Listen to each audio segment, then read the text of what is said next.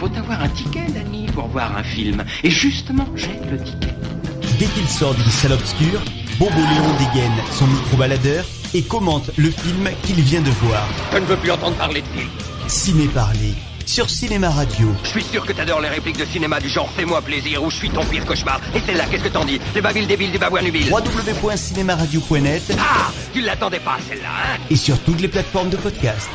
C'est un passeport pour un autre monde. Salut, c'est Bobo, bienvenue dans Cinéma Radio pour cet épisode de Ciné Parler. Donc je vais vous parler de Utøya vient de juillet, mais pas les films de Paul Greengrass pour Netflix, que je n'ai pas encore vu.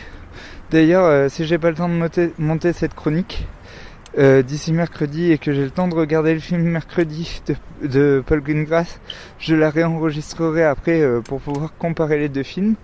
Mais du coup, Utøya 22 juillet, le film d'Eric Popp, je viens de le voir au cinéma. Et bon, je suis encore pétrifié tellement c'est horrible comme film. Enfin, voilà, alors j'avais divulgaché énormément. Donc vous pouvez arrêter la chronique si vous avez envie d'aller le voir. Bien sûr, je vous conseille d'aller le voir si vous aimez les survival et les films d'horreur et les films inspirés de faits divers. Mais par contre, il faut avoir le cœur bien accroché. Du coup, si vous comptez le voir, arrêtez la chronique et réécoutez-la après avoir vu le film. Donc voilà, le film et l'histoire du film est résumée dans le titre. Le film va nous montrer en temps réel 72 minutes chrono et en un seul plan séquence. Enfin, au début, il y a un peu des images d'archives de l'attentat d'Oslo qui avait eu l'après-midi dans le quartier du ministère.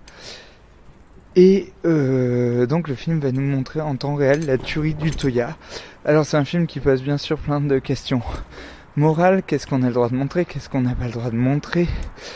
Est-ce qu'on peut faire un film de genre? Donc un survival, vraiment un survival en suivant un seul personnage à la Gravity en blanc séquence sans...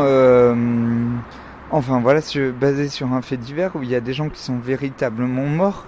Comment rendre hommage à ces victimes? Est-ce qu'il faut filmer des morts? Est-ce qu'il faut garder tout hors champ? Comment filmer les morts? Voilà, ce film pose toutes les questions, il y répond très très bien.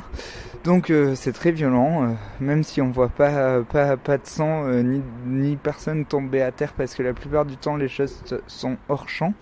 On ne voit pas Andrew Breivik à aucun moment, on voit son ombre à un moment donné, encore on n'est pas sûr que ce soit lui, et les secours tardent à arriver, et on est pressé que le film finisse, pas parce que c'est chiant, parce que le film est exceptionnellement bien rythmé, mais juste parce qu'on a envie que les personnages qu'on accompagne soient sauvés. Et voilà, mais l'héroïne qu'on suit tout le film, malheureusement, ne s'en sortira pas. Et la manière dont c'est filmé, son assassinat, c'est bouleversant et c'est très très impressionnant, quoi. À un moment donné, la caméra a épousé son point de vue pendant 65 minutes, 68 minutes. Et là, la caméra va changer de place et va prendre la place du tueur. Et du coup, tout le long du film, on était à la place des victimes.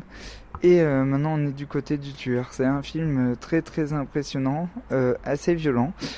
Et voilà, je vous conseille d'aller le voir, comme je vous ai dit tout à l'heure, hein, si vous aimez les survival. Il y a un truc que j'ai adoré dans ce film, c'est que avant que la tuerie commence, on voit les militants socialistes discuter, et on voit leur discorde en fait. On sent pas que le drame va arriver. C'est un peu comme avant Tchernobyl, quoi. La vie allait tenait son cours, quoi. Tout le monde était heureux dans le village. Tout le monde était content qu'économiquement ça marche grâce à la centrale nucléaire, et il y a eu la catastrophe. Là c'est pareil, quoi. Tout le monde a ses débats. Est-ce que la guerre en Afghanistan c'est maintenir la paix ou c'est faire la guerre, etc., enfin des débats de gauchos de base. Et voilà, et le film a une force politique. De toute façon, moi je l'ai toujours dit, hein, le cinéma le plus politique et le plus engagé, c'est le cinéma d'horreur. C'est quand même grâce à The Bay de Barry Levinson que je me suis intéressé à l'écologie. Et donc Utøya, c'est vraiment un tract contre l'extrême droite, mais très cinématographique et très très très artistique. Du coup, je vous conseille vraiment d'aller voir ce film. C'est un film très éprouvant. Alors, je peux pas comparer avec le film de Greengrass. Je l'ai pas vu. Je sais pas si j'aurai le temps de le voir. Je sais pas si j'aurai le temps de réenregistrer cette chronique parce que je vous prépare plein de trucs pour la semaine avant Noël. Et voilà, y a la traditionnelle sirène de pompier qui vient de passer. Je vous laisse, on se retrouve très bientôt pour des chroniques sur Pig et Nous les Coyotes, si j'ai le temps d'aller les voir, mais je pense que je vais trouver le temps. Vous pouvez écouter les ciné-parlés sur Cinéma Radio, sur iTunes et sur toutes les plateformes de podcast. Je vous dis à très bientôt, ciao ciao. Il faut avoir un ticket, Danny, pour voir un film. Et justement, j'ai le ticket. Dès qu'il sort d'une salle obscure, Bobo Léon dégaine son micro-baladeur et commente le film qu'il vient de voir. Je ne veux plus entendre parler de film. Ciné-parler sur Cinéma Radio. Je suis sûr que t'adores les répliques de cinéma du genre Fais-moi plaisir ou Je suis ton pire cauchemar. Et celle-là, qu'est-ce que t'en dis? Les babiles débiles du babouin-nubile. www.cinemaradio.net. Ah, tu ne l'attendais pas, celle-là, hein? Et sur toutes les plateformes de podcast. C'est un passeport pour un autre monde.